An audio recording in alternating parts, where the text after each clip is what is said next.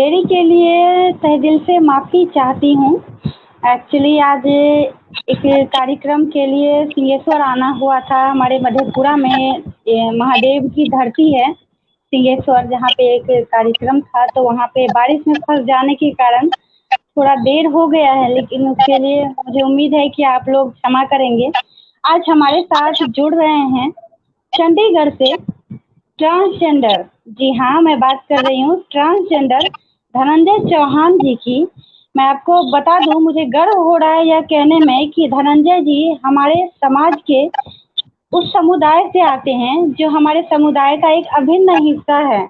लेकिन मुझे यह कहते हुए दुख भी हो रहा है, क्योंकि अक्सर ही हम लोग ये देखते आए हैं कि इस समाज को, इस वर्ग को हमारे समाज में हमेशा ही अनदेखा किया गया है। लेकिन इन सब के बावजूद भी धनंजय जी जिस तरह से अपनी प्रतिभा को उभार कर हम लोगों के सामने आज उपस्थित हुए हैं, मुझे यह गर्व हो रहा है बताने में कि हाल ही में इनके जीवन के ऊपर एक डॉक्यूमेंट्री फिल्म भी आई है जिसका नाम एडमिटेड है। मैंने जब धनंजय जी के लाइव के पोस्टर को हमारी पेज उम्मीद की किरण पर डाला था, शेयर किया था, तो मैंने उसमें इनकी फिल्म एडमिटेड की लिंक भी डाली थी। मुझे उम्मीद है कि आप लोगों ने देखा होगा, और अगर नहीं देखा है तो मैं गुजारिश करूंगी कि आप ज़रूर देखिए। और हमारे समाज का जो यह एक अभिन्न हिस्सा है किन्नर समुदाय, जिसे हम लोग इंग्लिश में ट्रांसजेंडर कहते हैं, इसके बारे में जानिए, इनकी स्थितियों को जानिए और अपने स्तर से हम जो भी कर सकते हैं इनको आगे बढ़ाने में अपने स्तर से हमें करना चाहिए। मुझे ये मेरा धर्म लगता है, कर्तव्य लगता है। और इसी सोच के साथ आज मैं अपने पेज उम्मीद की किरण पर धनंजय चौहान जी के साथ जुड़ रही हूँ। तो मैं स्वागत करना चाहूँगी धनंजय जी का अपने उम्मीद की किरण के पेज पर।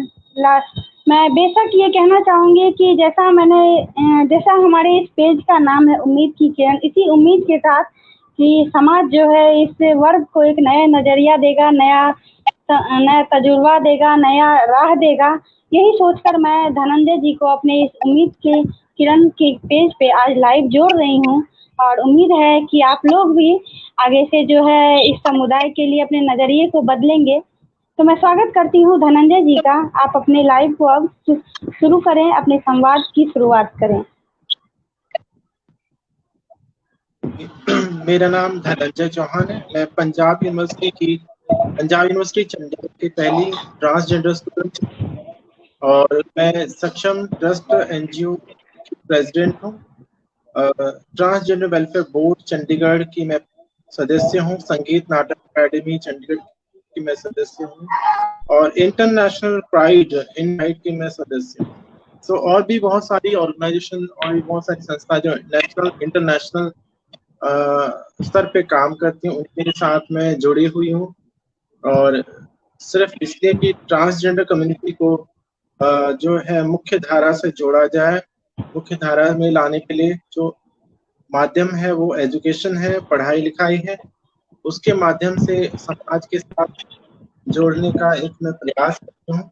एक भागीरथ प्रयास है जो निरंतर चलता रहेगा। अभी एक रात में तो कुछ बदलता नहीं, एक दुनिया नहीं बदलती है, उसके लिए निरंतर कार्य करना पड़ता है और वो मैं कर रही हूँ। और इसी तरह मैं प्रथम एक विद्यार्थी जो है पंजाब विश्वविद्यालय चंडीगढ़ के होने का मुझे गौरव प्राप्त हुआ 2016 में। उसके बाद फिर बहुत सारे रिफॉर्म्स हैं एजुकेशन में और यूनिवर्सिटी लेवल पे, कॉलेज लेवल पे ये होने शुरू हुए। मेरा जो प्रथम कार्य था वो पंजाब यूनिवर्सिटी में सेपरेट वॉशरूम बनवाने का था 2016 में, क्योंकि मेरी एडमिशन हुई थी तो तब सेपरेट वॉशरूम नहीं था, दो ही थे, मेल और फीमेल का। तो मैंने मांग की सरकार से कि मुझे सेपरेट वॉशरूम चाहिए, क्योंकि मेरा जेंडर अलग है और जिस कारण मुझे बचपन से ही भेदभाव का शिकार होना पड़ा। स्कूल में भी मुझे अलग वॉशरूम, उस समय मेल और फीमेल का वॉशरूम हुआ था, तो इसमें मुझे जाने के लिए बहुत दिक्कत होती थी। अगर मैं मेल में जाती थी तो प्रॉब्लम, फीमेल में जाती थी तब भी प्रॉब्लम होती थी। तो दोनों जेंडर को प्रॉब्लम होती थी। मुझे तो कोई प्रॉब्लम नहीं थी, मैं किसी भी जेंडर किसी वॉशरूम में चले जाऊं, उससे कोई दिक्कत तो मुझे नहीं थी। लेकिन दिक्कत लड़कों को होती है, दिक्कत लड़कियों को होती थी। तो ये दिक्कत जो मैंने देखा कि मुझे उन लोगों के कारण भेदभाव का शिकार होना पड़ता था। तो मैंने फिर पंजाब यूनिवर्सिटी को लिखा, तो उन्होंने मुझे जवाब भेजा और उसमें 23 लाख रुपए बजट पास किया गया पंजाब यूनिवर्सिटी में 4 जगह टॉयलेट बनवाने का। तो ये भारत में पहली बार ऐसा था कि किसी शैक्षणिक जो परिसर था उसमें सेपरेट वॉशरूम बन रहा था। दूसरा फीस माफी का था। एजुकेशनली हम लोग इतने स्ट्रांग नहीं हैं, we are very poor in education. जो हमें एजुकेशन मिलने में और शिक्षा ग्रहण करने के समय बहुत सारी दिक्कतों का सामना स्कूल बचपन से करते आ रहे हैं और करते रहते हैं। तो उसमें अब जब पेरेंट्स घर से निकाल देते हैं तो निकालने के बाद जब बच्चे डेरों में चले जाते हैं, किन्नर हिजड़ा डेरों में चले जाते हैं, अगर वहां से उनको निकालना है, या जो लोग डेरों में नहीं रहते हैं, इंडिविजुअली व्यक्तिगत तौर पे वो काम करते हैं, छोटा मोटा काम, या फिर बहुत सारे लोग सेक्स वर्क में भी हैं, तो उनको वहां से छुड़ा के पढ़ाई लिखाई की तरफ मोड़ना, और मोड़ के जब वो आते हैं तो फीस का प्रॉब्लम होता है, फीस कहाँ से दें। तो ये मैंने प्रशासन को बोला और प्रशासन ने काफी थोड़ी सी टाइम तो लगाया, लेकिन 2018 तक आते आते फीस माफ कर दी और फ्री एजुकेशन किया पंजाब यूनिवर्सिटी में, और बाकी कॉलेजेस में का प्रबंध किया। तो एंटी डिस्क्रिमिनेशन भेदभाव जो पूर्ण नीतियां थी, जिनके भेदभाव रहित जो कमेटियां बनी जिसमें ट्रांसजेंडर को इंक्लूड किया गया, कि अगर उसमें ये मैंने मांग की कि हमारे साथ भेदभाव होता है, हमारे साथ लोग गलत शब्दों का इस्तेमाल करते हैं, उसके खिलाफ भी एंटी डिस्क्रिमिनेशन जो है वो कमेटी बननी चाहिए, सेक्सुअल हरासमेंट कमेटी बननी चाहिए। तो पंजाब यूनिवर्सिटी ने वो कमेटी बनाई। और इसके साथ साथ चंडीगढ़ प्रशासन, जो ये तो यूनिवर्सिटी की बात हुई, लेकिन प्रशासन में जो राज्य सरकार, जो क्योंकि चंडीगढ़ जो राज्य तो नहीं है, वो यूटी है, यूनियन टेरिटरी है, तो वहां पर ट्रांसजेंडर वेलफेयर बोर्ड का होना जरूरी है। जैसे कि SC/ST कमीशन था, वुमेन कमीशन है, मुस्लिम समुदाय के लिए वक्फ बोर्ड है, तो और भी बहुत सारे बोर्ड। ट्रांसजेंडर कम्युनिटी के लिए कोई बोर्ड नहीं था, तो मैंने मांग की, तो चंडीगढ़ प्रशासन ने मानते हुए 2017 में ट्रांसजेंडर वेलफेयर बोर्ड की स्थापना की।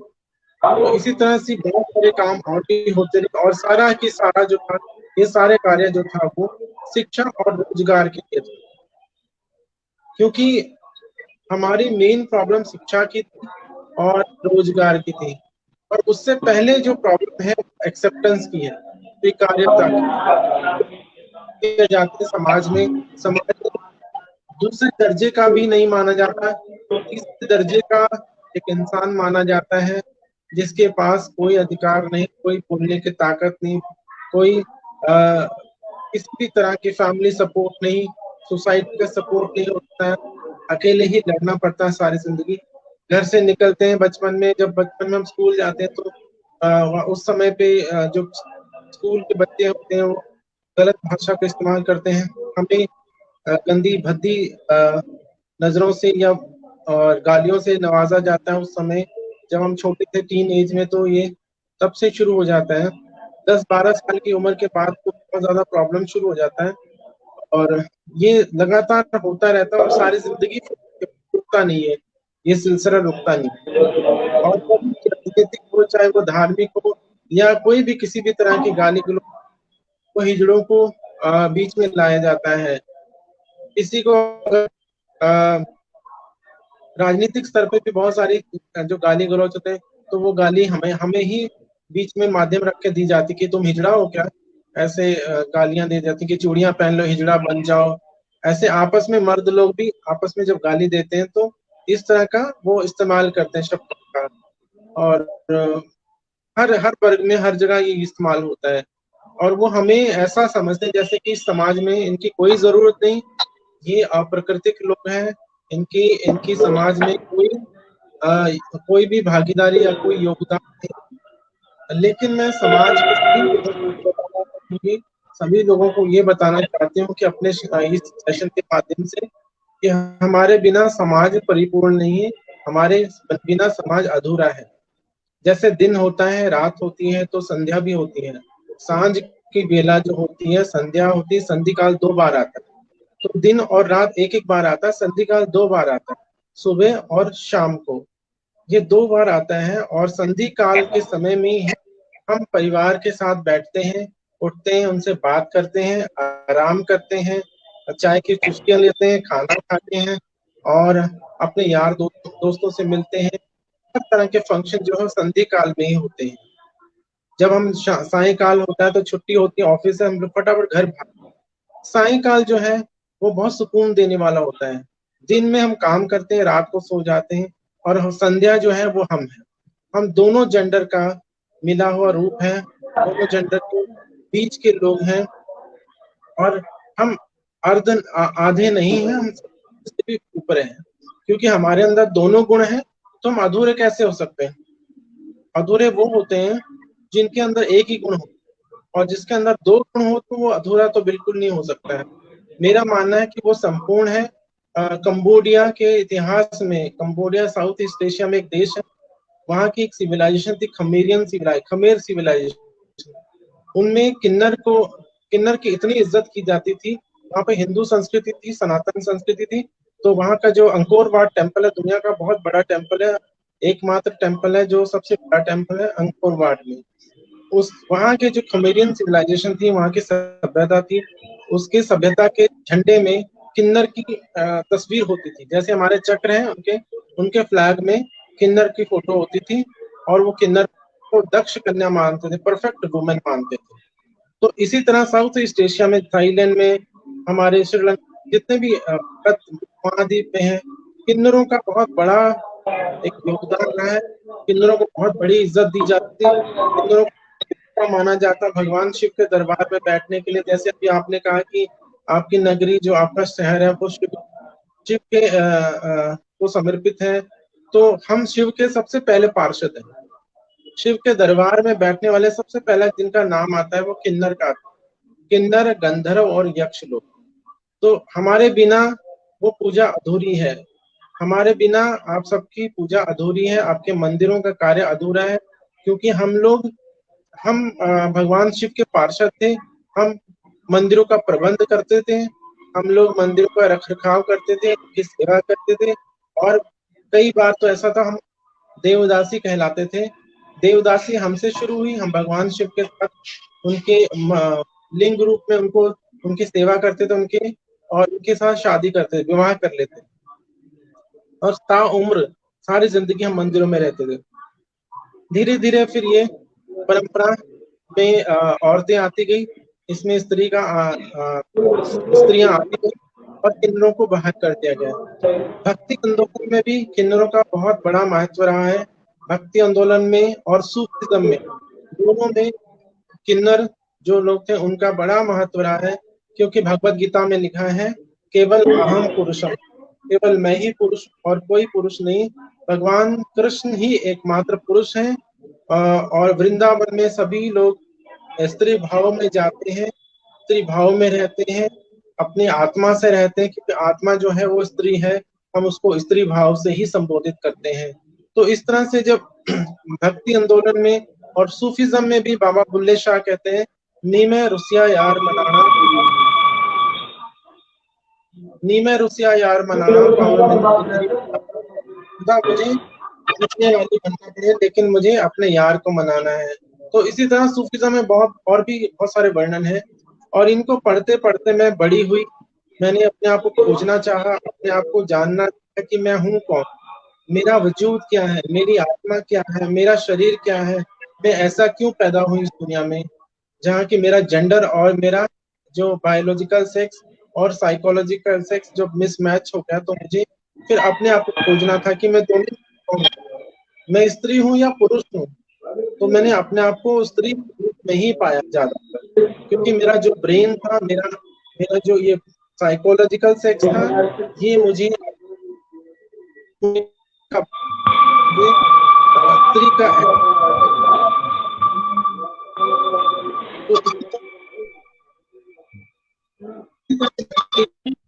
धीरे धीरे अपने आप को स्त्री रूप में ही स्थापित करती गई। और स्कूल में मैं बहुत ज्यादा परेशानी फेस किया बच्चों के कारण, अपने रिश्तेदारों के कारण। मेरे साथ बार लगातार सेक्सुअल अब्यूज होता गया बचपन में, और 9th 10th में आके और भी ज्यादा इसमें मतलब बढ़ोतरी हुई। मैं घर से भी भाग गई थी, लेकिन फिर वापस आ गई। मैंने सोचा कि मैंने देखा बाहर के सब दिहाड़ी मजदूरी कर रहे हैं, उनका कोई वाली वारिस घर नहीं रहने को, सड़क पे सोना पड़ता था और फुटपाथ। फिर बहुत मुश्किलों का सामना मैंने एक रात में देखा और मैं वापस आ गई।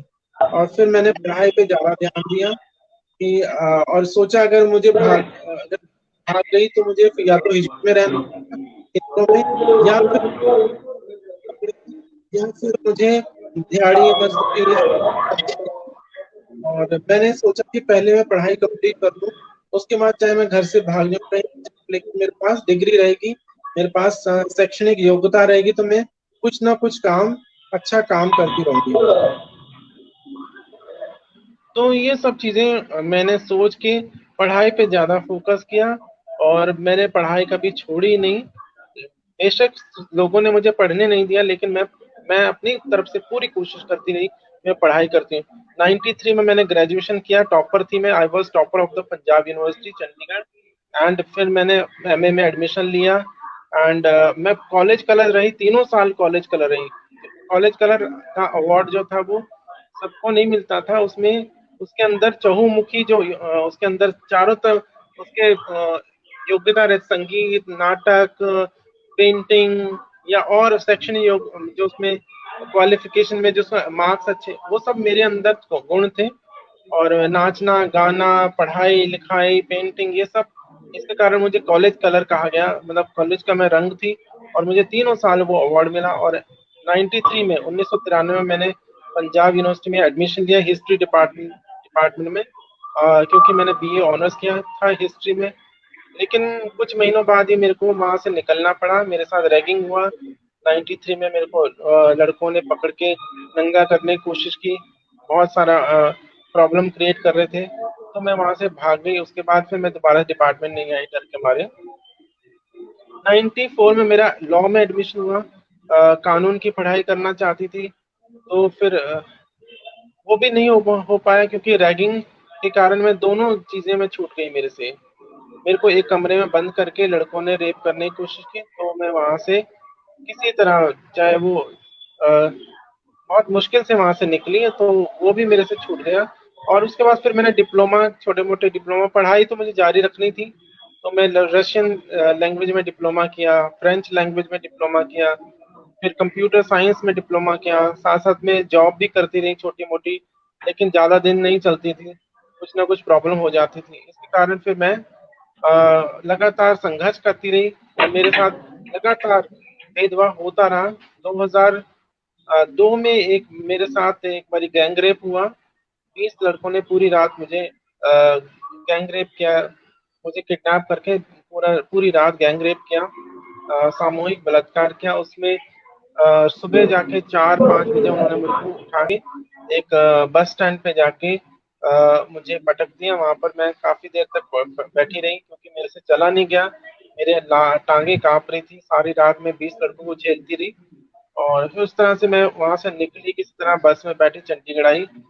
वहाँ चंडीगढ़ से वो करीबन 50 किलोमीटर दूर था जहाँ पर मेरे को लेके गए थे। और सुबह सर्दियों की बात थी, मैं करीबन 1-1.5 घंटे वहाँ बस का इंतजार करती रही, फिर मैं किसी तरह बस में बैठी और चंडीगढ़ आई। तो 2002 में फिर मैंने सोचा कि मेरे साथ ये जो हो रहा है, जितना भी बुलिंग हरासमेंट होती है, भेदभाव हुआ है, वो इसलिए हुआ कि मैं डरती थी समाज से। मैं अपने आप को छुपाने की कोशिश करती थी, मैं अपनी आइडेंटिटी को छुपाती थी। मैं कोशिश करती थी कि दुनिया को ना पता लगे कि मैं कौन हूँ, और मैं समाज में रह पाऊँ। मैं ये सोचती थी, अगर मैं बताऊंगी, आउट होंगी, तो मुझे हिजड़ों में जाना पड़ेगा, मुझे कई तरह के गलत काम करने पड़ेंगे। तो वो मैं सब नहीं करना चाहते थे, लेकिन समाज ने वो रहने नहीं दिया मुझे उस तरह। समाज ने मुझे वहां भी नहीं रहने दिया, और फिर मैं खड़ी हुई, मैंने अपने आप को संभाला। मैंने कहा, धनंजय, यदि तुम्हें इस दुनिया में जीना हो तो अपनी पहचान के साथ जीना होगा। और लड़ना होगा बेखौफ बुलंद तरीके से, समाज का जवाब देना होगा, उनसे टकराना होगा। और इसमें या तो तुम हार जाओगी या फिर जीत जाओगी। हारोगी तब भी तुम्हारी विजय है, जीतोगी तो फिर तो तुम्हारी बल्ले बल्ले हो जाएगी। दोनों साइड मेरे हाथ में लड्डू था। मुझे अपनी आइडेंटिटी के साथ, मुझे अपनी पहचान के साथ जीना था। एक ऐसा भी दिन टाइम था, मैंने सोचा कि या तो मैं मर जाऊं या फिर मैं इस दुनिया से टकरा जाऊं। तो मैंने मरने वाला रास्ता नहीं अपनाया, मैंने समाज की सोच से टकराने का रास्ता अपनाया। और 2002 के बाद फिर मैंने धीरे धीरे धीरे अपने आप को जानने की कोशिश की, अपने को आपको स्थापित किया, पढ़ाई लिखाई और ज्यादा की, स्ट्रांगली सेल्फ स्टडी की, व्यक्तिगत रूप से पढ़ाई की। और जो भी मेरे से हुआ, उपनिषदों को, वेदों को जैसे भी मैं पढ़ सकती थी, जहां से मटेरियल मिलता था, पुराणों को, उपनिषदों को पढ़ने की कोशिश की, धार्मिक पुस्तकों को पढ़ाई की, और साइंटिफिक तरीके से भी पढ़ाई की, हर तरीके से, ताकि मुझे जवाब देने समाज के। और जब मैं समाज में खड़ी होंगी तो मुझे लाखों सवाल आएंगे और सवालों का जवाब भी देने होंगे। तो उसके लिए मुझे प्रिपेयर होना था। और प्रिपेयर होने के लिए कोई प्रोफेसर जो होता है वो एक दिन में तो बनता नहीं। प्रोफेसर के लिए तब जूनियर लेक्चरर से शुरू करना पड़ता है, आपको पहले पढ़ाई करनी पड़ती है, तब जाके कोई बंदा प्रोफेसर बनता है। तो इसी तरह मैं इस सब्जेक्ट में, अपने जेंडर वाले सब्जेक्ट में, gender, sexuality, sex, gender role, इनमें मास्टरी करना चाहती थी। लेकिन यूनिवर्सिटीज में तो कोई ऐसा सब्जेक्ट था नहीं। तो मैंने सेल्फ स्टडी, खुद पढ़ाई की, खुद मैंने आगे आगे बढ़ी। और आगे बढ़ते बढ़ते फिर 2009 तक आते आते मैंने और भी कभी भेदभाव से, एक बारी और रेप हुआ था जिसमें गैंग रेप। और गैंग रेप करने के बाद लड़कों ने, 8 लड़कों ने काफी देर तक मेरे साथ बदतमीजी की, बलात्कार किया। और एक लड़के ने मेरे को रेप करने के बाद मेरे ऊपर पेशाब कर दिया, मेरे सर के ऊपर। और ये सब हुआ 2009 में। मैंने फिर एनजीओ बनाया, सक्षम ट्रस्ट। उसके बाद फिर मैंने और काम किया नेशनल लेवल, राष्ट्रीय और अंतर्राष्ट्रीय स्तर पे भी काम होना शुरू हो गया। 2012 तक आते आते फिर हम लोग नेशनल लेवल पे काम करें। और हम लोग जो नालसा जजमेंट है, जो सुप्रीम कोर्ट की जजमेंट आई 15 अप्रैल 2014, जिसमें हमें थर्ड जेंडर रिकॉग्नाइज किया गया, उसका मैं भागीदार बनी। और पंजाब यूनिवर्सिटी में लगातार काम करती रही। पंजाब यूनिवर्सिटी में इसलिए काम किया मैंने कि मैं चाहती थी कि जो यूथ है, जो यंग जनरेशन है, वो अवेयर हो जाए, वो समझदार हो जाए। उन्हीं से हमारी नैया पार हो सकती है। बूढ़े लोगों से हमारी नैया पार नहीं हो सकती थी, क्योंकि वो ऑलरेडी वो अपना माइंडसेट बना चुके थे, वो अपना सोच बना चुके थे, और उनको वापस लाना बड़ा मुश्किल था।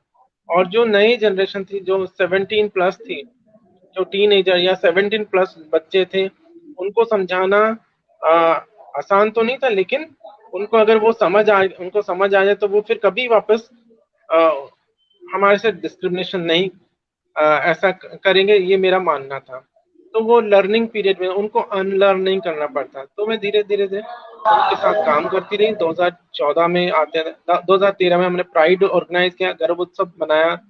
2014 में भी, 2015 में, 15 में पंजाब यूनिवर्सिटी को बोला कि आप थर्ड जेंडर कॉलम ऐड करिए सभी फॉर्म में, तो उन्होंने ऐड किया। और मैंने हिजड़ा कम्युनिटी को बोला कि आप पढ़िए, किन्नर समाज को बोला उनके डेरों में जाके, पर उन्होंने मना कर दिया। उन्होंने कहा कि ये सब काम हम लोग नहीं करते हैं, हमारा काम सिर्फ बधाई लेना और आशीर्वाद देना, जच्चे बच्चे के समय हमें उनके घर जाना, उनको आशीर्वाद देना, यही हमारा काम है, इसीलिए हमें भगवान ने पैदा किया। मैंने कहा नहीं, ऐसा नहीं है। आप अपने आप को इससे बाहर निकालिए और पढ़ाई लिखाई करके आप आगे बढ़ सकते हो। लेकिन मेरा किसी ने साथ नहीं दिया, उल्टा मुझे बहुत ज्यादा जलील भी किया गया। मुझे भला बुरा कहा कि तुम हमारी परंपरा को, हमारी संस्कृति को खत्म कर दोगे, तुम्हारे कारण ये सब बच्चे बाहर आएंगे और हमारे जो किन्नर परंपरा को खत्म कर देंगे। मैंने कहा ऐसा कुछ भी नहीं है। सभी ब्राह्मण जो है वो मंदिरों में पूजा तो नहीं करते हैं ना, वो जॉब भी कर रहे हैं, आईएएस ऑफिसर हैं, आईपीएस ऑफिसर है, पॉलिटिशियंस हैं, सभी लोग मंदिर में तो नहीं बैठते हैं। तो ऐसे ही सारे ट्रांसजेंडर या किन्नर लोग डेरों में तो नहीं बैठ सकते। बहुत सारे लोग जो पढ़ना चाहते हैं, आगे बढ़ना चाहते हैं, आईएएस ऑफिसर बनना चाहते हैं, आईपीएस बनना चाहते हैं। जो लोग अनपढ़ हैं या जो कुछ नहीं कर सकते, वो भीख मांगने या बधाई लेने जा सकते हैं, लेकिन सभी तो नहीं जा सकते। अभी तो सभी को पढ़ना होगा। और लेकिन किसी ने मेरी मानी नहीं। तो फिर मैंने 2016 में पंजाब यूनिवर्सिटी में एडमिशन लिया और दरवाजे खोले खोलने का काम किया एक तरह से पंजाब यूनिवर्सिटी में। उसके बाद फिर 5-6 एडमिशन बाद में और दूसरे साल हुई 2017 में। मेरे आने के बाद काफ़ी और स्टूडेंट आए पढ़ने के लिए और ट्रांसजेंडर टॉयलेट बना, फीस माफ़ हुई। ये सब मैंने पहले आपको बता दिया कि ये सब पंजाब यूनिवर्सिटी में मेरे आने के बाद हुआ और रिफॉर्म्स हुए। आज चंडीगढ़ में काफ़ी अच्छा सुधार है, काफ़ी अच्छी चीज़ें हैं। सिर्फ सरकार थोड़ा-सा अनसुनी कर देती है, सरकार थोड़ा काम नहीं करती। ये मेरे अपने एफर्ट से जो ये इतनी सारी चीज़ें हुई हैं। लेकिन अभी सरकार को बहुत कुछ करना है और क्योंकि जब तक हम लोग सरकार की तरफ से सरकारी नौकरियों में हमारे लिए आरक्षण नहीं होगा या हमें नहीं रखा जाएगा तब तक बदलाव नहीं होगा।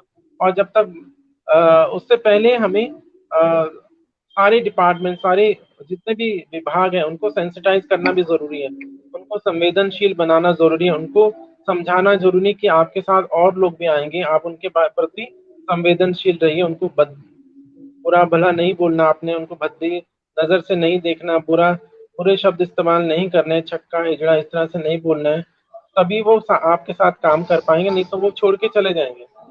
तो इसी तरह की जो चीज़ें हैं, सेंसिटाइजेशन जो है, संवेदनशील बनाना हमारा सरकार का काम है, आप लोगों का काम है। आप जैसी एनजीओज या आप जैसी संस्थाएं, आपके ऑर्गेनाइजेशन हैं या इन लोगों का काम है कि वो जो समाज को संवेदनशील बनाए। संवेदनशील है तभी तो समाज में भाईचारा बना रहेगा, नहीं तो किसी का मुंह किसी तरफ, किसी का मुंह किसी तरफ रहेगा। तो ये जो परंपराएं हैं, मैं आपको आपके माध्यम से लोगों को बताना चाहूंगी, हमें we don't need any special rights, we need only acceptance. हमें कोई बहुत बड़ा तामझाम नहीं चाहिए आप लोगों से, हमें सिर्फ स्वीकार्यता चाहिए। और जब बच्चों को स्वीकार कर लिया जाता है तो वो सारा काम खुद ही कर लेते हैं। हमें सब कुछ आता है करना। हमारे तो 2 हाथ हैं, 2 पैर हैं, 2 आंख हैं, 1 नाक है। जैसे आप सबके जो शरीर की संरचना है, वैसे ही हमारा भी है। हमको किसी पर दुनिया से एलियंस तो नहीं, किसी और ग्रह से आ गए हैं, सभी अपनी माँ के कोख से पैदा हुए हैं, सेम आप की तरह। तो हमें बस सिर्फ एक्सेप्टेंस चाहिए, स्वीकार्यता चाहिए, वी कैन डू एवरीथिंग। और दूसरी बात, हिजड़ा जो है कोई इंसान नहीं, हिजड़ा एक शब्द है जिसका मतलब होता है हिज्र। हिज्र का मतलब होता है सेपरेट होना, अबेंडन, बिछड़ना, ये सब हिज्र से बना है। हिज्र एक फारसी अरबी शब्द है जो भारत में आके फिर ट्रांसजेंडर कम्युनिटी से जुड़ गया और ये हमारी एक परंपरा बनी। हिजड़ा कोई इंसान नहीं, एक परंपरा है, ट्रांसजेंडर आइडेंटिटी है। जब भी कोई ट्रांसजेंडर हिजड़ा परंपरा में जाता है तो वो हिजड़ा कहलाता है। सभी हिजड़ा ट्रांसजेंडर होते हैं, बट सभी ट्रांसजेंडर हिजड़ा नहीं होते हैं। ट्रांसजेंडर एक आइडेंटिटी है और हिजड़ा एक परंपरा है।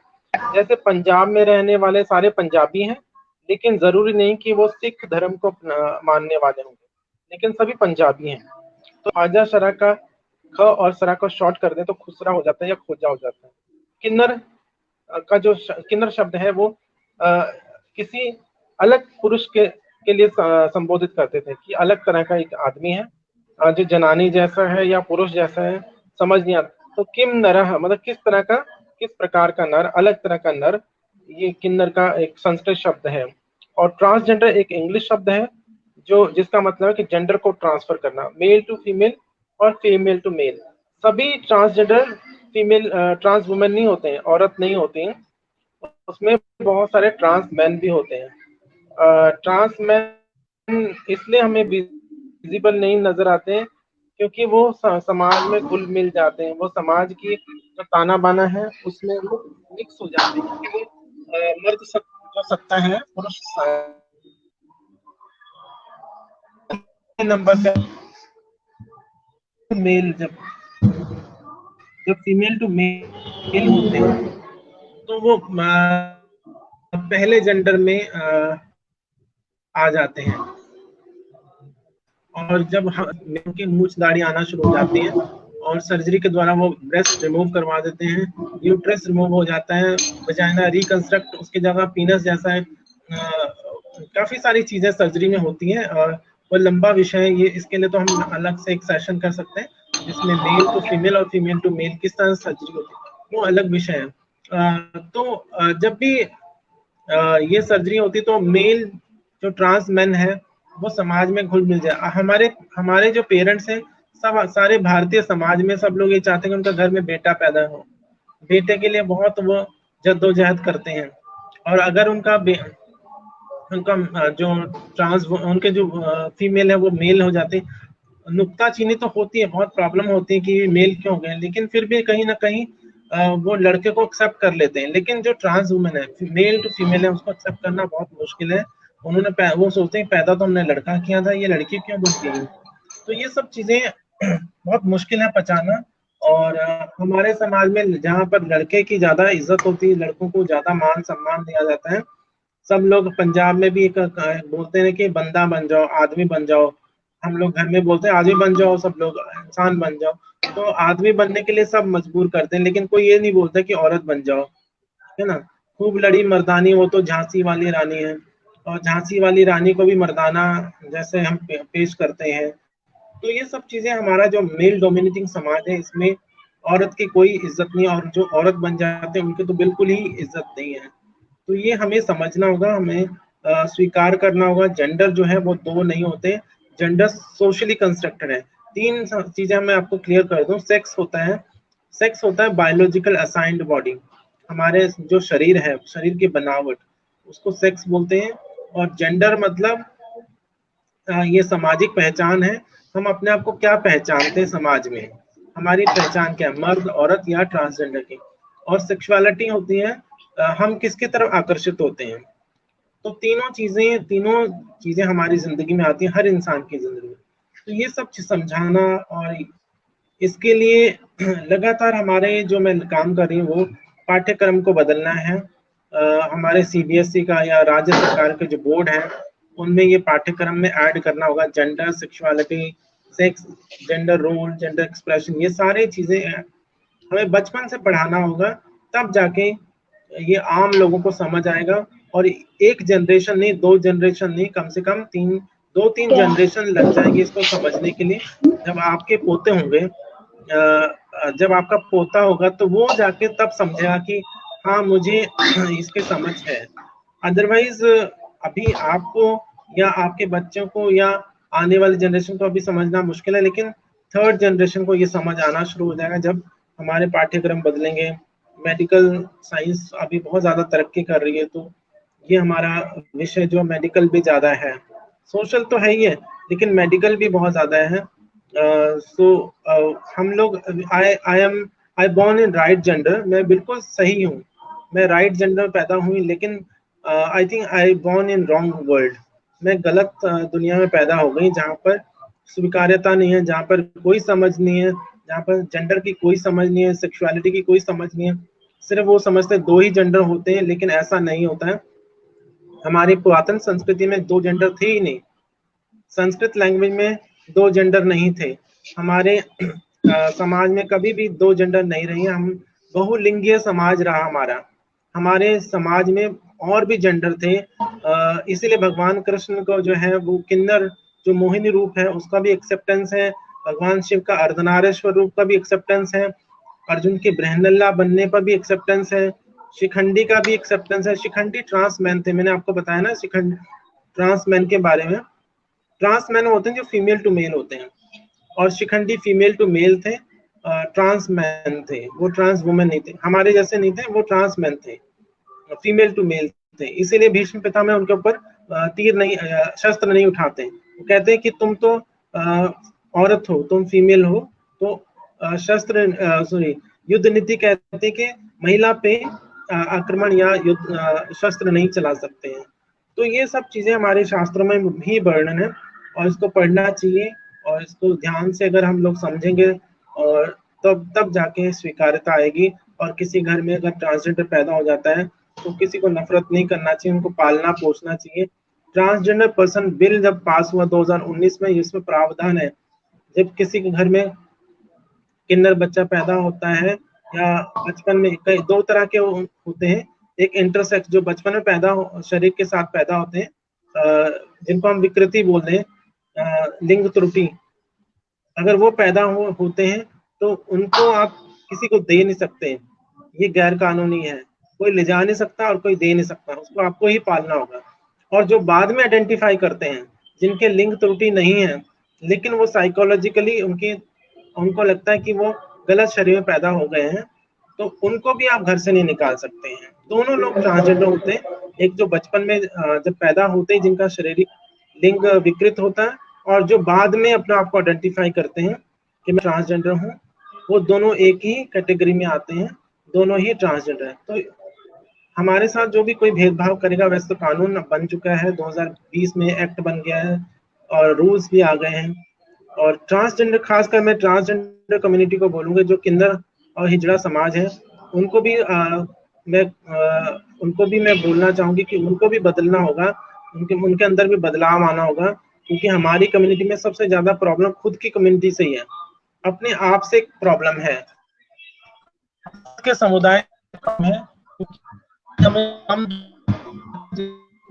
समाज में दिक्कतें हैं, अपने खुद के कुनबे में हमारे अपनी किस्ती में छेद है, दूसरों को तो हम क्या बोलें, अपना गम लेके कहीं और ना जाया जाए, घर में बिखरी हुई चीजों को सजाया जाए। जब तक हम हमारे खुद के घर में ट्रांसजेंडर कम्युनिटी, हिजड़ा समुदाय आपस में लड़ते रहेंगे, मरते रहेंगे, लोगों के बाल काटते रहेंगे और असली नकली का खेल करते रहेंगे, तब तक ये समाज आगे विकास नहीं कर पाएगा। और हमें एक दूसरे को एक्सेप्ट करना होगा। सभी हिजड़ा अब जब वो कैस्ट्रेशन करवा देते हैं, सर्जरी करवा लेते हैं, उसके बाद वो सोचते हैं हमसे बड़ा कोई औरत है ही नहीं, और हमारे जैसे तो कोई औरत ही नहीं है। तो वो जो बेचारे नए एक तरह से बच्चे होते हैं 17-18 साल के, जिनका भी सर्जरी नहीं हुई, उनको मारते पीटते हैं, उनके बाल काट देते हैं। तो ये सब चीजें नहीं होनी चाहिए, इससे समाज बदनाम होता है, समाज में गलत धारणा जाती है और समाज विकृत हो जाता है। इससे अच्छा है कि हम लोग सबको एक्सेप्ट करें, सबको प्रमोट करें कि तुम भीख मत मांगो, पढ़ो लिखो, आगे बढ़ो, जो कर सकते हैं करो। आप लोगों को सपोर्ट करना होगा सबका, ताकि वो भीख ना मांगे। जो हिजड़ा लोगों में चले गए, जो हिजड़ा परंपराओं में चले गए, उनको वापस लाना तो मुश्किल है, लेकिन 17 साल के 18 उनको सरकार का विशेष ध्यान देना होगा। जहाँ पर ड्रॉप आउट होता है स्कूल में, जब स्कूल छोड़ते हैं, तो जैसे लड़कियां स्कूल छोड़ती हैं, आपके स्कूल के मास्टर पूछने जाते हैं घर में कि बच्चे ने क्यों स्कूल छोड़ा है, रीजन पूछते हैं। तो ऐसे ही जब ट्रांसजेंडर स्कूल छोड़ते हैं, मास्टर को तो पता लग जाता है कि लड़कियों जैसा है लड़का, अगर वो छोड़ता है या उसके साथ बच्चे बदतमीजी करते हैं, तो मास्टर जी को या टीचर्स को उसमें इंटरवेंट करना होगा, उनको समझाना होगा कि ये बच्चा इनके साथ कोई डिस्क्रिमिनेशन ना करें, भेदभाव ना करें। तो जब पढ़ लिख के आगे बढ़ेंगे तभी सब सही। ये सारी जिंदगी मांगते रहेंगे बधाई वधाई, ये सब चीजें नहीं होनी चाहिए। किन्नर परंपरा हमेशा रहनी चाहिए। किन्नर परंपरा एक एक हिंदू सनातन परंपरा का एक हिस्सा है। इसमें इसमें जो दुआ और आशीर्वाद देने का जो, वो तो बिजनेस नहीं है। आशीर्वाद भी सकता है, कोई भी दे सकता है, थोड़ी के बदले थोड़ी लेता है। अभी करोड़पति हो गए, अरबपति हैं, वो अपना बिजनेस नौकरियां दें, उनको काम सिखाएं, और उससे उनका भला होगा, उनको भी आगे होगी, विकास। वरना ये मैंने भी बहुत संघर्ष यूनिवर्सिटी में तो मुझे की तरह खड़ी की तरह खड़ी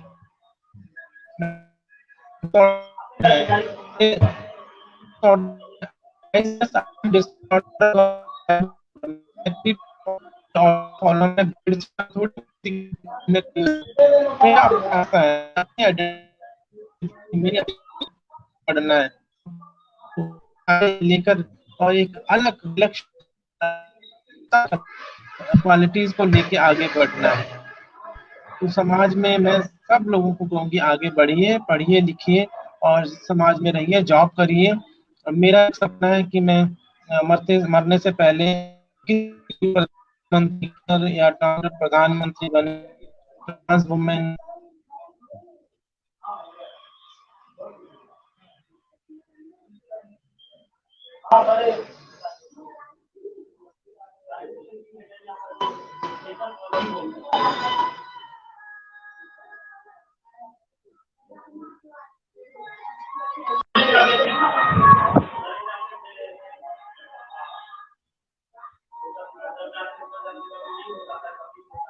हेलो, आपका आपका नेटवर्क खत्म हो गया क्या? आवाज फंस रही थी और आप गायब हो गए, फिर से जुड़िए आप। ठीक। हम्म।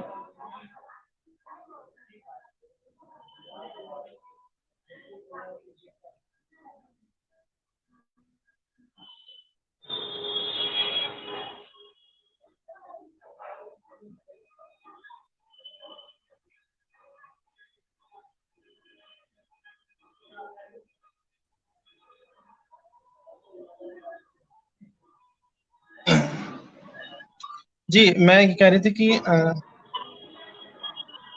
आवाज आ रही मेरी आपको? हाँ हाँ, आ रही है आवाज, बोलिए। हाँ, तो मैं कह रही थी कि मेरा एक सपना है कि आने वाले समय में कोई भी ट्रांस पुरुष या ट्रांस महिला आगे बढ़ के राजनीति में आए और राष्ट्रपति या प्रधानमंत्री बने। ये बहुत बड़ा सपना है। और वही लोग बने जो सुलझे हुए इंसान है, जो सबको साथ लेके चलने वाले हों, पढ़े लिखे हों, समझदार हो, उनके अंदर प्रतिभा हो। वो ये जो समाज में गलत धारणाएं फैलाते हैं, एक दूसरे से लड़ाने वाले लोग, इनसे ऐसे से उन सब चीजों से ऊपर उठे। ऐसे सुलझे इंसान जो साइंटिफिक वे चले और भारत को आगे विश्व पटल पे लाए और एक ऐसा देश बने जो पहले से भी सोने की चिड़िया थी और विश्व गुरु था। लेकिन एक किन्नर ही, एक ट्रांसजेंडर, सुलझा हुआ समझदार ट्रांसजेंडर ही इसको आगे ला सकता है, ये मेरा मानना है। और हमें मौका मिलना चाहिए भारतीय राजनीति में भी। आ, हर जगह मिलना चाहिए मौका, चाहे हम साइंटिस्ट बने, चाहे हम कुछ भी बने, हमें हर जगह स्पेस मिलना चाहिए। धनंजय जी, मेरी एक इच्छा है कि आपसे जब मेरी बात हुई थी तो आपने ये प्राइड मंथ के बारे में बताया था मुझे। जून के महीने को आप लोग प्राइड मंथ के नाम से ये कहते हैं और शायद कोई सेलिब्रेशन भी कहते हैं, करते हैं। तो आप एक बार उसके बारे में भी थोड़ा बता दीजिए ना। जी, प्राइड जो है वो दुनिया भर में मनाई जाती है। और प्राइड का मतलब होता है गर्व मनाना, अपने होने का, अपने वजूद का, सेल्फ रियलाइजेशन। हम अपने आप को महसूस करते हैं अपने होने का इस दुनिया में। हमें अपने होने का गर्व है। तो इसके लिए प्राइड का जब शुरुआत हुई 69 में स्टोन वॉल क्राइसिस हुआ था मैनहट्टन, न्यूयॉर्क के पास। वहां पर कुछ सिरफिरे लोगों, होमोफोबिक, ट्रांसफोबिक, जो नफरत फैलाने वाले, जो ट्रांसजेंडर कम्युनिटी से या होमोसेक्सुअलिटी से नफरत करते थे, इन लोगों ने करीबन 80 लोगों को एक पब में मार दिया था। और उसके रोष में सारे अमेरिका में प्रदर्शन हुए, कैंडल मार्च हुए। और धीरे धीरे फिर ये जो प्राइड है, जो ये रोष प्रदर्शन है, ये प्राइड में बदलता गया। और आज पूरे विश्व में जून के महीने, ये 24 जून को हुआ था, ये जो क्राइसिस हुए थे। उसके बाद ये मंथ को, पूरे जून मंथ को प्राइड मंथ के रूप से जाना जाता है। भारत में मेट्रो सिटी और आप चंडीगढ़ भी 10 साल से प्राइड ऑर्गेनाइज कर रहे हैं। तो शहरों में अब प्राइड होती है, पूरी दुनिया में प्राइड होती है। और पूरे इस मंथ में तो पूरी दुनिया में, यूरोप में और अमेरिका में होती है। लेकिन इस जगहों पे अलग अलग समय भी है। जैसे चंडीगढ़ में फरवरी मार्च में ही होती है, फरवरी में, क्योंकि उस समय मौसम अच्छा होता है, उस समय मनाया जाता है। अदरवाइज जो जून का महीना, ये गर्भ माह है। तो इसके पीछे कहानी यही है, इसके को मनाने का, कि अपने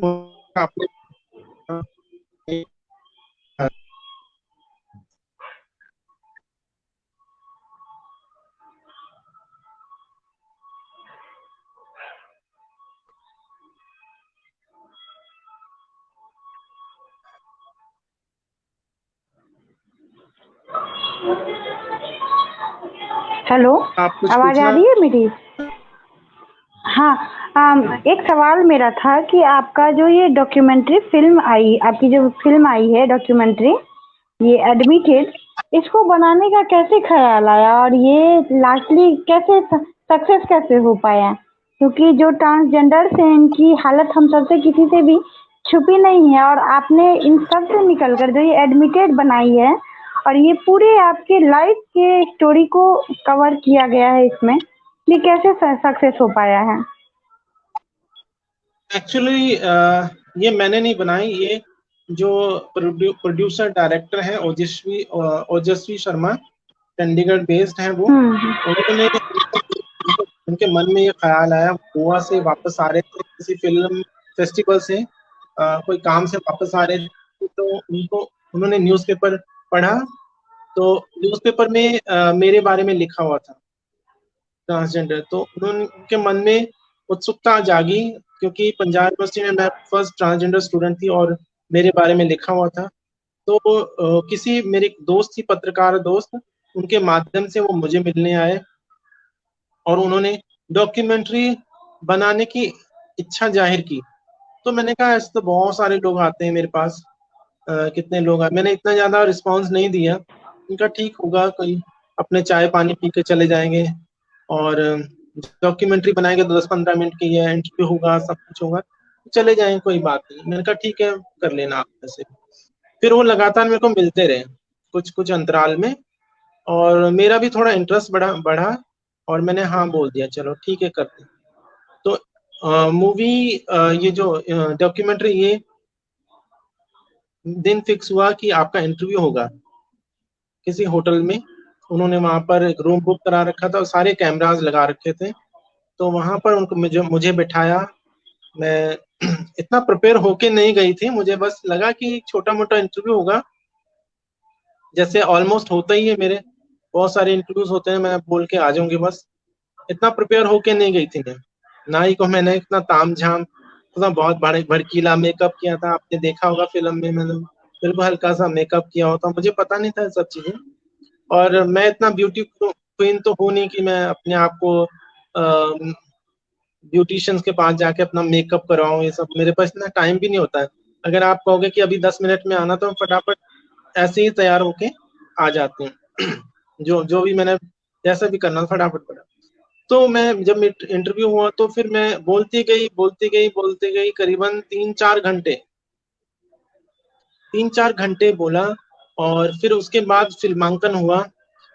फिल्म में जहां जहां मैं जाती, जो जो मैंने बोला था उस डॉक्यूमेंट्री में, वो उस सीक्वेंस में, जैसे यूनिवर्सिटी की बात हुई तो यूनिवर्सिटी का पूरे सीन थे, क्लासरूम के थे, मेरी पुरानी जो याद थी उसके सीन दोहराए गए, कॉलेज के डिस्क्रिमिनेशन, जहां जहां मेरा मैंने बात करी तो वहां वहां जाके उन लोगों ने उसका फिल्मांकन किया।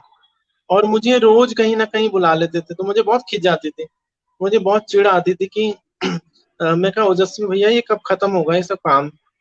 आप मतलब मेरे को अच्छा नहीं लगता, मेरे को बार बार खड़े होके यहाँ पर खड़े रहो, वहां खड़े रहो। मैं कहा यार ये तो बहुत झंझट मोल ले लिया मैंने। तो मुझे उस चीज की इम्पोर्टेंस नहीं पता थी। मैंने कहा मेरी लाइफ में क्या है ऐसा कुछ, मैंने तो ऐसा कुछ किया भी नहीं है। लेकिन उनको लगता था कि नहीं, ये सब लोगों के पास जिंदगी जानी चाहिए, लोगों को इससे हजारों लाखों लोगों को मोटिवेशन मिलेगा। जो लोग क्लोजेट में हैं, जो छुपे हुए हैं, जो बाहर आना चाहते हैं, जो पढ़ना चाहते हैं, उनको हजारों हजारों लोगों को वो बात जाएगी आपके माध्यम से। तो मुझे उसका इम्पोर्टेंस नहीं पता था। फिर धीरे धीरे मैंने कहा चलो, जिस दिन खत्म हुई, मैंने कहा मैं बहुत सुख का सांस लिया, मैंने कहा चलो खत्म हुआ यार। फिर उसके बाद जब फाइनली बन के 20-25 दिन बाद, 1 महीने बाद, जब वो फाइनली बन के मुंबई से वापस आई, वहां पर जो जो भी उसका होना था डॉक्यूमेंट्री का, तो वो फाइनली बन के आई। और मुझे फिर उसी होटल में लेके, वहां पर बड़ी स्क्रीन लगी हुई थी, तो वहां पर दिखाया गया मुझे। मैं थी और 1-2 लोग और थे, बस ज्यादा नहीं थे उसमें। डायरेक्टर थे जो ओजस्वी शर्मा जी, एडिटर थे, 1-2 लोग और थे बस। तो मैं देखी, 2 घंटे लगा, और बीच में मैं खूब रोई कि कितना अच्छी मूवी बन गई है। मैं तो जब इसको पहले तो मैं सोच रही थी पता नहीं क्यों बन रही है ये सब चीजें, मैं बोर हो रही थी, लेकिन तब मेरे को देख के अच्छा लगा। और फिर इसका जो फर्स्ट स्क्रीनिंग हुई थी वो पंजाब यूनिवर्सिटी में ही हुआ था, क्योंकि पंजाब यूनिवर्सिटी की मूवी थी। पंजाब यूनिवर्सिटी से आसपास ही घूम रही थी ये पूरी डॉक्यूमेंट्री। तो पंजाब यूनिवर्सिटी ने भी काफी सपोर्ट किया। पंजाब यूनिवर्सिटी का भी इसमें काफी नाम रहा है। तो हमें फिर यहाँ पर बहुत बड़ा हॉल है पंजाब यूनिवर्सिटी का, वहाँ पर फ्री दिया गया और हमारी स्क्रीनिंग हुई तो पूरा हॉल भरा हुआ था खचाखच, बैठने को जगह नहीं थी। करीबन 500 सीट्स हैं तो पूरी भरी हुई थी, फुल थी। तो लोगों ने देखा और फिर बाद में काफी अप्रिशिएट किया। उसके बाद चल फिर इसको यूट्यूब पे डाल दिया गया और धीरे धीरे धीरे, क्योंकि अभी ये वायरल इसलिए नहीं, वायरल तो होगी लेकिन इसलिए लोग ज्यादा टाइम ले रहे हैं देखने में क्योंकि 2 घंटे की है। और अगर 5 मिनट की 10 मिनट की होती तो लोग फटाफट, इसके जो व्यूअर्स होते हैं वो लाखों में हो जाते हैं। लेकिन ये है ही 2 घंटे की मूवी है, इसको देखने के लिए, समझने के लिए करीबन रिसर्च बेस्ड मूवी है ये। जो पीएचडी कर रहे हैं वही देखते हैं ज्यादातर, और वो देख के इसको फिर पूरे मटेरियल इसमें से लेते हैं। तो 2 घंटे की मूवी देखने के लिए टाइम चाहिए होता, समय चाहिए होता। तो जिन लोगों ने भी देखा भी अच्छा चल रहा है और लोग बढ़ते ही जा रहे हैं, देखते ही जा रहे हैं। बहुत अच्छा लग रहा है आपसे आज बात करके। हमारे उम्मीद की किरण के पेज से आप जुड़ी हैं और मुझे गर्व है कि मेरा आपसे कांटेक्ट हुआ है, मैं आपसे जुड़ पाई हूँ। और आज आपके माध्यम से आपके जीवन की कहानी को ही जानकर मैंने आपसे, आप जैसे लोगों के बारे में जाना है। मैं आपको बता दूं कि आपसे पहले मेरा कांटेक्ट 2 और ट्रांसजेंडर से था, अभी भी है। और मैंने जो उनकी कहानी सुनी, इससे पहले मुझे कुछ भी एबीसीडी कुछ नहीं पता था आप लोगों के बारे में, कि आप लोग क्या क्या झेलती हैं, कितनी परेशानियां हैं, क्योंकि उस तरह से कभी मैंने आप लोगों को देखा ही नहीं। तो लेकिन जब मैं अब आप लोगों से जुड़ रही हूँ तो मेरी दिली इच्छा है कि मुझसे जो भी बन पड़ेगा मैं करूँगी। और आगे भी आपके लिए शुभकामनाएं हैं, आपके लिए वेल विशेज है मेरी ओर से, ताकि मैं एक आप बात जो और भी शेयर सोच रही हैं, करूंगी। जी जी, हाँ हाँ बोलिए ना। मैं एक बात और शेयर करूंगी कि 2018 में कनाडा का प्रधानमंत्री भारत आए थे, तो उनको भी मेरे बारे में पता चला। तो उन्होंने पहले से ही वहाँ कनाडा में पता था, क्योंकि मेरी बहुत सारी जो इंटरव्यूज थे कनाडा में भी वायरल हुए हैं। तो उन्होंने मुझे भोज पे निमंत्रण दिया जब वो दिल्ली आए। तो उन्होंने डिनर पे इनवाइट किया था मुझे, अपने रात्रि भोज पे, कनाडा के प्राइम मिनिस्टर जस्टिन ट्रूडो ने। और उन्होंने कहा कि आप कनाडा भी आ सकते हो, कनाडा शिफ्ट हो सकते हो आप, उसकी नागरिकता की कोई प्रॉब्लम नहीं है, आप आ सकते हो। आप देखिए, मैंने उस टाइम मना कर दिया कि मुझे मुझे भारत में ही काम करना है, मुझे यहीं रह के अपने लोगों के लिए रास्ते बनाने हैं, यहाँ पर लोगों को बाहर निकालना है सब चीज़ों से। और अदरवाइज तो मैं, अगर मैं सेल्फिश होती, अपने बारे में सोचती, तो मैं कनाडा चली जाती उसी टाइम। और यहाँ पर लोग 20-20 लाख 30-30 लाख रुपए खर्चते हैं बाहर जाने के लिए, कनाडा जाने के लिए, ऑस्ट्रेलिया जाने के लिए। और मुझे फ्री में ही ऑफर मिल रहा था कि आप, वो भी प्रधानमंत्री से, कि आप आ जाइए। तो मैंने मना कर दिया उस समय कि नहीं, मुझे नहीं जाना, मुझे पहले यहाँ पर ये काम खत्म करना है। जब तक इक्वालिटी नहीं आती, इक्वल अपॉर्चुनिटी नहीं आती है, समान अधिकार के साथ साथ समान अवसर नहीं प्रदान किए जाते हैं, तब तक मैं यहाँ छोड़ के नहीं जाऊंगी। जब यहाँ पर नौकरियां लगनी शुरू हो जाएंगी तो मुझे लगेगा ठीक है, अब तो अवसर मिल रहे हैं, पढ़े लिखे लोग आ रहे हैं आगे। तो वो मेरे इस टाइम पे सोच विचार था। और उसके बाद काफी ब्रिटिश का भी एम्बेसी ने मेरे साथ कोलैबोरेट किया, काफी लोग मेरे साथ जुड़ते गए पूरी दुनिया भर के। मैं 3 बार यूरोप जा चुकी हूँ और मुझे वहां पर बुलाया गया, निमंत्रण दिया गया बोलने के लिए, स्पीच के लिए। तो मैं वहां गई अपनी प्रॉब्लम्स को, अपने स्ट्रगल को, और उसके बाद सक्सेसफुल स्टोरीज बताने कि कैसे बाहर आया ये नहीं सिर्फ हमेशा रोना धोना ही नहीं होता है, हंसना भी होता है। और हंसने के लिए, जब हंसना है तो उसके लिए स्ट्रगल करना पड़ता है, हमेशा रोने धोने की स्टोरीज नहीं, हमें उसके लिए संघर्ष करना पड़ता है। जब जब सुनहरे दिन के सपने देखते हैं तो उसके लिए संघर्ष करना पड़ता है, और संघर्ष सभी को करना पड़ता है, खाली ट्रांसजेंडर को नहीं, सभी लोगों को संघर्ष करना पड़ता है। और वो संघर्ष हमारी हमेशा, तरफ से चाहे मर्द हो औरत हो।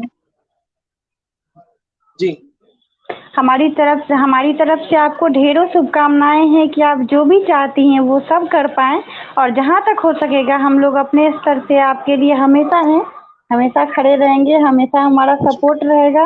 और मैं अपने स्तर से ये हमेशा कोशिश करती हूँ कि कभी भी डिस्क्रिमिनेशन जैसी चीज़ों को मैं सपोर्ट ना करूँ, उन्हें अवॉइड जितना हो सके मैं करने की कोशिश करती हूँ। और आप यहाँ पे इतना समय दिए, आप अपने बातों को रखे, मेरे आमंत्रण को आपने स्वीकार किया, इसके लिए मैं तहे दिल से आपकी आभारी हूँ, आपका अभिनंदन करती हूँ। Best of luck. Thank you सभी दर्शकों को, सभी प्यारे प्यारे दर्शकों को नमस्कार। God bless you all. Thank you so much. ठीक है, लाइव यहीं पे हम अब खत्म कर रहे हैं, एंड कर रहे हैं। Thank you.